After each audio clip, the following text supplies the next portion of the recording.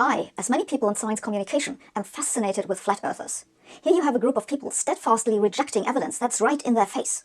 Flat earthers are neither stupid nor anti-scientific, and the only thing we are steadfastly objecting is a fantasy-spinning ball Earth and the endless straw-man arguments and non-empirical claims made by its proponents. But first I have to tell you what flat earthers actually believe and how they got there. You have absolutely no idea what flat earthers believe, as you are about to demonstrate, but just your use of the word believe is already wrong. The Earth is demonstrably, empirically, a level, motionless plane. The natural physics of water objectively proves this, and everyone who has ever lived has experienced themselves existing upright on a motionless level plane. Belief is not required or a factor in people knowing the Earth to be motionless and level.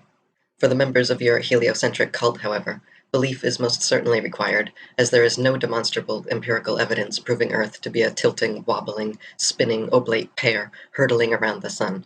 Fairy tales like this must be believed, unlike our actual experience of the motionless level Earth, which can be objectively demonstrated. The most popular flat Earth model is that of a disk where the North Pole is in the middle and the South Pole is an ice wall on the edge of the disk. They mostly agree, though, that gravity does not exist and that the observations we normally attribute to gravity come instead from the upward acceleration of the flat Earth.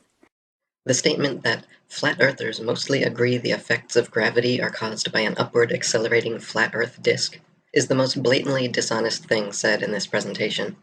No flat earther in history ever believed or even presented this ridiculous theory until it was included on the farcical, satirical, controlled opposition Flat Earth Society website, Frequently Asked Questions, in the early 2000s.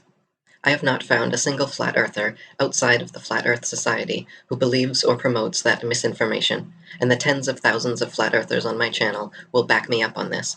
Please comment below if anyone actually believes Earth is an upward accelerating disk. The actual explanation for the effects of so-called gravity are as follows. Quite simply, objects fall or rise based on their relative density to the medium surrounding them. Apples fall because they are denser than the air, while helium balloons rise because they are lighter. No gravity necessary. This is why raindrops fall down through the air, and air bubbles rise up through water. Everything seeks its relative density and rises or falls until settling accordingly. This is why a tiny pebble sinks to the bottom of the ocean, but gigantic cruise ships and aircraft carriers stay afloat on the surface, because even though a pebble is so small, its mass relative to its volume, its density, is more than water, so it sinks. And even though a cruise ship is so large, its mass relative to its volume is less than water, so it floats. If Newton's apple had landed in a puddle instead of on his head, he would have seen the apple only fell through the air because it was denser than the air, but then floated on top of the water because it was less dense than water. Have you ever noticed how it's easier to stay afloat with your lungs full of air than it is when they're empty?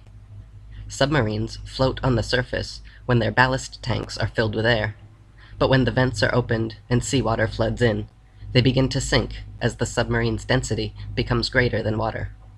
Depending what depth they wish to dive, sailors simply adjust the ratio of air and water in their tanks, and when ready to resurface, they blow compressed air into the tanks, forcing the seawater out, lowering the density, and thus causing them to rise back to the surface. We can also prove this fact of relative density by filling a balloon with approximately half helium and half air. Since helium is lighter than the oxygen, nitrogen, and other gases that compose the air around us, filling a balloon with just the right amount of helium to compensate for and balance out the density of the plastic results in a gravity-defying, levitating balloon at equilibrium that neither rises nor falls. But that's not the only problem. You also have to get the moon and the sun to somehow circle around over the disk to explain day and night and the phases of the moon. To get the day-night cycle to be noticeable, you have to shrink the sun and move it closer to the Earth. Since it seems you need a history lesson, be assured it was the heliocentric spinning globe theory which repeatedly changed the size and distance of the sun to fit their model, not the other way around.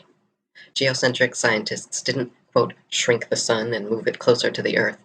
Heliocentric theorists are the ones that drastically expanded the size of the sun and moved it millions of miles away from the Earth. In fact, they have been notorious for regularly and drastically changing the distance to suit their various models.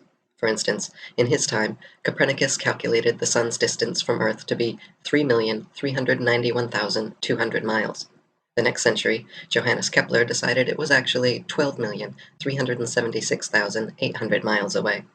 Isaac Newton once said, "It matters not whether we reckon it 28 or 54 million miles distant, for either would do just as well." How scientific. Benjamin Martin calculated between 81 and 82 million miles. Thomas Dilworth claimed 93,726,900 miles. John Hind stated positively 95,298,260 miles. Benjamin Gould said more than 96 million miles, and Christian Mayer thought it was more than 104 million. Nowadays, they have settled on the figure of 93 million miles away for the Sun and 240,000 miles away for the Moon. But for centuries before these astronomers began pushing the Sun further and further away, the Sun and Moon's size and distance were already known and fixed. Measuring with sextants and calculating with plane trigonometry, both the Sun and Moon figured to be only about 32 miles in diameter and approximately 3,000 miles away. Anyone can see and empirically measure for themselves that the Sun and Moon are nearly the same size, but heliocentrists claim the Sun is 400 times larger than the Moon.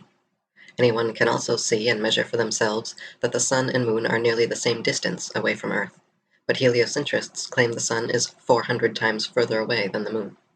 But even with those assumptions, the size of the Sun will change during the day more than we observe. The apparent size of the Sun may or may not change during the day depending on various atmospheric conditions, such as air pressure, humidity, and temperature. You can observe this for yourself by watching time-lapse footage of the Sun. Also, as only consistent with the geocentric model, the Sun changes its apparent shape as it moves away from the observer, going increasingly oblong the further it travels. And no one has ever successfully predicted solar eclipses on a flat Earth or calculated the observed motions of the planets. Many people think that modern astronomy's ability to accurately predict lunar and solar eclipses is a result and proof positive of the heliocentric theory of the universe. The fact of the matter, however, is that eclipses have been accurately predicted by cultures worldwide for thousands of years before the heliocentric ball Earth was even a glimmer in Copernicus's imagination. Ptolemy in the 1st century AD accurately predicted eclipses for 600 years on the basis of a flat stationary Earth with equal precision as anyone living today. All the way back in 600 BC, Thales accurately predicted an eclipse which ended the war between the Medes and Lydians. Eclipses happen regularly with precision in 18-year cycles, so regardless of geocentric or heliocentric, flat or globe Earth cosmologies, eclipses can be accurately calculated independently of such factors. The Flat Earth Society goes back to an Englishman by name Samuel Rowbotham, who lived in the 19th century. He was a medical doctor who believed he had proved that the Earth is flat and then complained for the rest of his life that the supposed scientific authorities ignored him.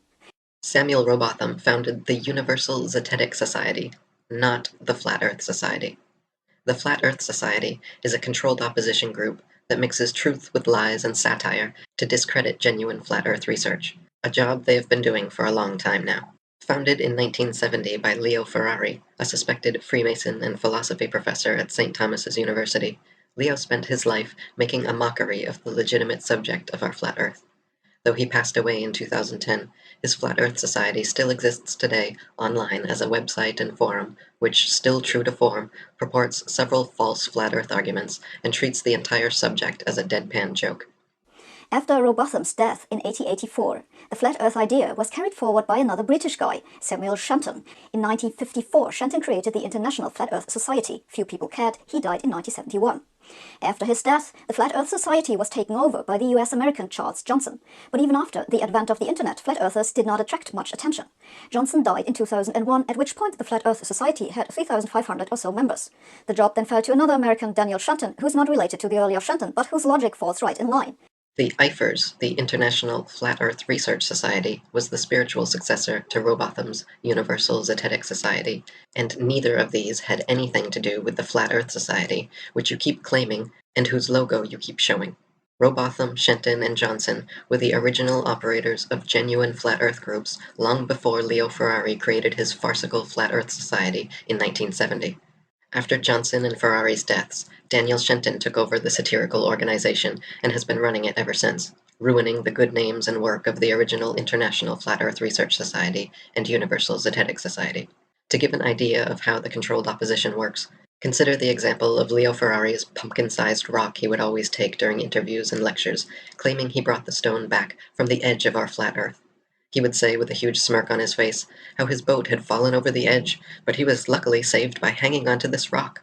Clearly, treating our flat Earth in this tongue-in-cheek way discouraged people from taking the matter seriously. Ferrari's entire shtick involved approaching the flat Earth subject from every angle except the rational and scientific.